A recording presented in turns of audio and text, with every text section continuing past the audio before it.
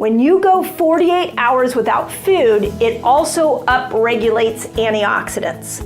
And it specifically upregulates antioxidants that will slow down the aging process. There are 4 different reasons I love the 48-hour fast, and these are all backed by science. We will put the links in the notes so you science hounds can go and find the information on it. But here's the 4 main points to know. First, 48 hours resets dopamine pathways. This is what that looks like. You have a happy thought that comes through because dopamine is that molecule that gives you sort of that elevated, excited moment. It's the molecule of more when you get something you like and then you are like, ooh, that felt really great. Now I want more of it. That's dopamine. And so it resets those pathways. When a happy thought comes across a neuronal pathway, it has to jump to another neuron and carry that happy thought. It's like a highway. Think of it like a joy highway going on in your brain. But because of toxins, because of poor diet, because of the dopamine saturation that we get in our daily life, this highway gets congested, and it is the 48-hour fast that resets it. So think of it like you are in a traffic jam, you are upset, and all of a sudden a police officer comes in and takes the whole highway and moves all the traffic out of the way. And now you can go down the highway effortlessly. There's a feeling of joy and excitement that you just did a work around this traffic jam. It's the same thing when you go 48 hours. It decongests the highway of dopamine, and all of a sudden the little things in life that may have not been bringing you joy will bring you joy again. I promise. And those of you who've done 48-hour fast, put it in the comments, because I've seen so many of you who have told me that this really rebooted your joy levels. So that's the first thing.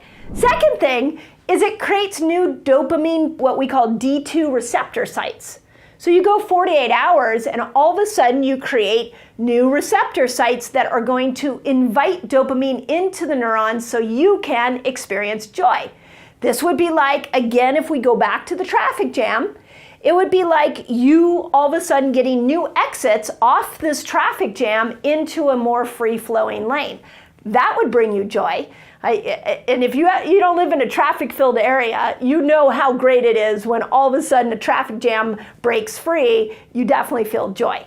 Same thing in the brain. When we open up these receptor sites and we create new ones, now when we get a dopamine response, whether it's from food or whether it's from an interaction with a person or a ding on our phone, we have more receptor sites to pull the dopamine into the neurons and to experience joy.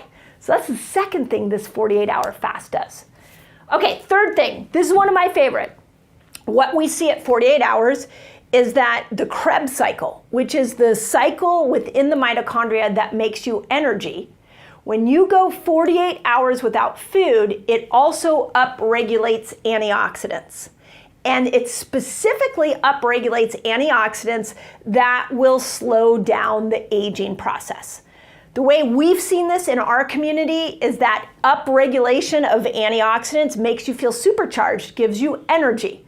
So now you're not only getting these dopamine pathways reset, but you're getting a burst of energy. That also can make you happy. And the last thing, and again, another reason this fast works so well is because it upregulates human growth hormone by 500%. Okay, human growth hormone is the hormone that helps you burn fat. So when we go into 48-hour fasts, we are not only creating more joy and more dopamine responses, we're not only slowing down the aging process, but we are getting to a place where we can release hormones by a large amount, 500%, that's gonna help us burn fat and help us with weight loss resistance. So those 4 things alone make this one of my favorite fasts. And if you are stuck in a rut, you're stuck with your weight loss, you're stuck with your mental health, this is the fast to throw at it. When you're fasting, the longer you fast, the more repair happens. and it happens to your neurochemical system. So you get neurotransmitters that are upregulated, you get receptor sites, new receptor sites that form. We talked about that on the last video. You repair neurons in the brain. There's so much magic happening, and the longer you fast, you are turning on the repair system. So we like 48 hours to think about it as the 48-hour fast is repairing the brain so that you can have better mental health. Just like the 13-hour fast is amazing for learning how to get into ketosis and starting to get your body, the system that burns fat, repairing that system. 17-hour fast is really great. I love the 17-hour fast. Hits autophagy for detoxing old cells out. We love 36 hours for repairing your fat burning system, but the 48-hour fast is all about the brain. It's all about mental health. And here's why it works. So when we are looking at different neurotransmitters, we have to realize, and different reactions to fasting, we have to realize that each repair of these neurotransmitters is creating a different response for you, for your brain. So let me explain myself. Ketones. Ketones are not a neurotransmitter, but they are made when we fast. The body burns fat, and the byproduct of that burning is something called a ketone. The longer you fast, the more ketones go up.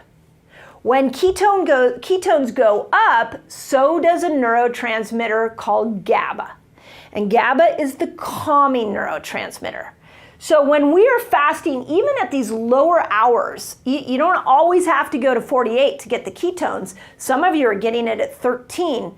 But the minute ketones come on the scene, so does GABA, and it calms you. Try having a conversation with anybody who's been in a 3 to 5 day water fast, and you will see that they are zenned out. And largely that's because those ketones are kicking in, creating more of a GABA response.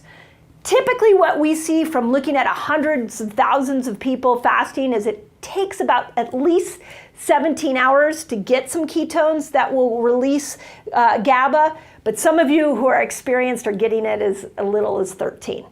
So that's the calming neurotransmitter that will boost your moods. Then we have dopamine. So dopamine is joy, motivation, and drive.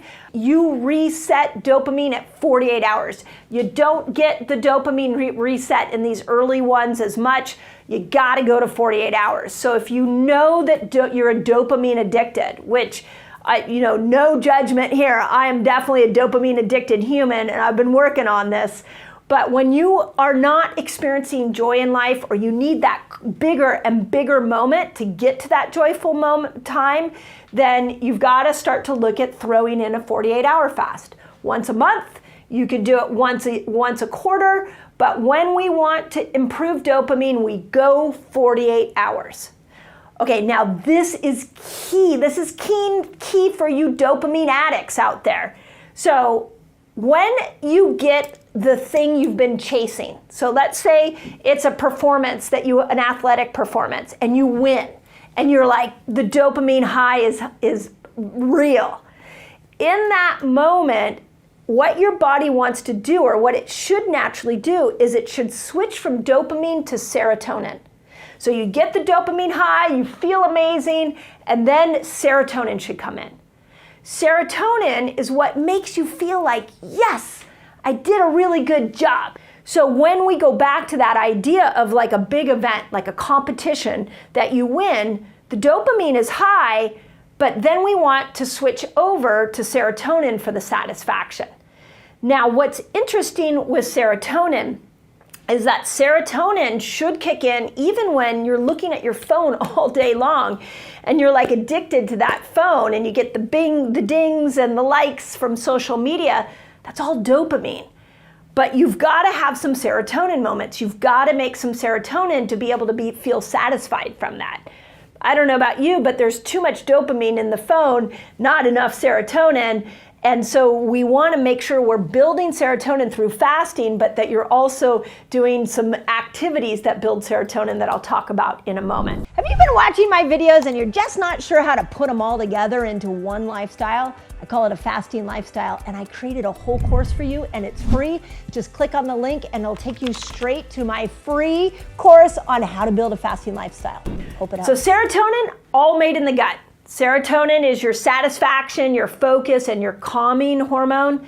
And it comes onto the scene after dopamine, and it tells you, job well done, you did a good job. And we can reboot the serotonin system by rebooting our gastrointestinal microbiome, and that happens at 24 hours. So throw in, if you know you're struggling with satisfaction, you feel like you're dopamine addicted, and you're never getting that sense of like job well done, or you're never feeling quite content, it's time to look at serotonin. And we can do that by throwing in a 24-hour fast. In that scenario, I would throw in a 24-hour fast at least once a week. Now here's how you can put this all together. How about you use some of the variations that I talk about, where 5 days a week, you go into the fast, you do a 17-hour fast, and that 17-hour fast primes the ketogenic fat-burning system, gives you more ketones, gives you GABA so you can be calm. Do that 5 days a week. Then 1 day a week, we do a longer fast. We do 24-hour fasts, and that's going to repair the gastrointestinal microbiome, and it's going to help you make more serotonin so you can feel more satisfied. And then 1 day a week, as you all know, I say don't fast so we can mimic our primal ancestors in their feast-famine cycling and we never get stuck.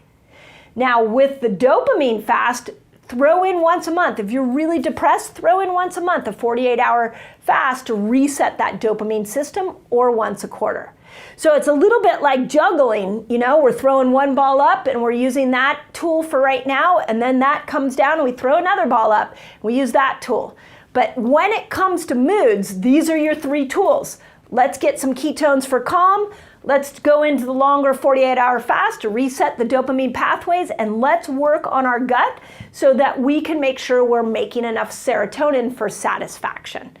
And last thing I'll tell you on serotonin is you can start to build serotonin a little bit more by being patient. So looking at activities that are going to take a little longer to do, that starts to prime the serotonin system. Whereas dopamine is your addiction. It is give it to me quick, give it to me big, and you have that high. Serotonin says, let's be slow and methodical and patient, and you will be satisfied. Dopamine says, no, give it to me all at once, and I will be happy. They both, right? They both have some benefit in the brain, but we want to balance them. So there you go. I've never done a video like this where I just lay out all these neurotransmitters for moods. So let me know if it's helpful. Okay, so if you love this video, you're gonna wanna check out the next video in my fasting series. You have to have enough of a time period for that blood sugar to come down so that you can switch over. And then once you click into this fasted state, now the trick is, how do we stay there longer?